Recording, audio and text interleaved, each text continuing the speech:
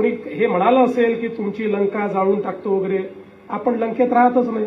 आपण तर रामाचे अनुयायी आहोत, रावणाचे आहोत का? मोदीजी इतका पैसा देत आहेत, महाराष्ट्राचं सरकार एवढा पैसा देत आहे, ते योग्य हातांमध्ये गेलं पाहिजे. या पैशामध्ये कोणीही मधला वाटेकरी नको. या ठिकाणी आमची नगरपालिका ही उपकरण असेल तुमच्यापर्यंत तुमच्या हक्काचा विकास पोहोचवायला, तुमच्या हक्काचा पैसा पोहोचवण्याकरता ही नगरपालिका या ठिकाणी काम करेल. आणि म्हणूनच बंधू भगिनींनो, मी भरतला देखील सांगतो, आज भरतचा या ठिकाणी जन्मदिवस आहे. भरत, कोणी काही म्हटलं तरी चिंता करू नका. कोणी हे म्हणालं असेल की तुमची लंका जाळून टाकतो वगैरे, आपण लंकेत राहतच नाही. आपण तर रामाचे अनुयायी आहोत, रावणाचे आहोत का?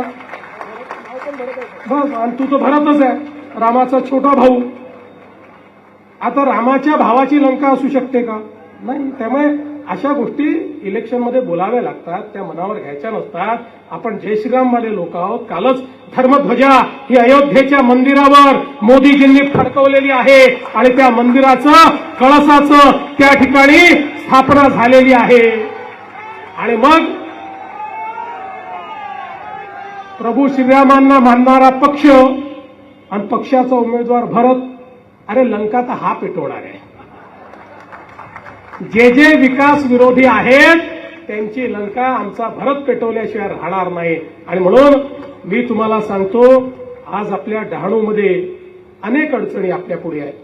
एकीकडे डहाणू निसर्गाच्या संपदेने अतिशय सुंदर अशा प्रकारचा हा सगळा परिसर आहे.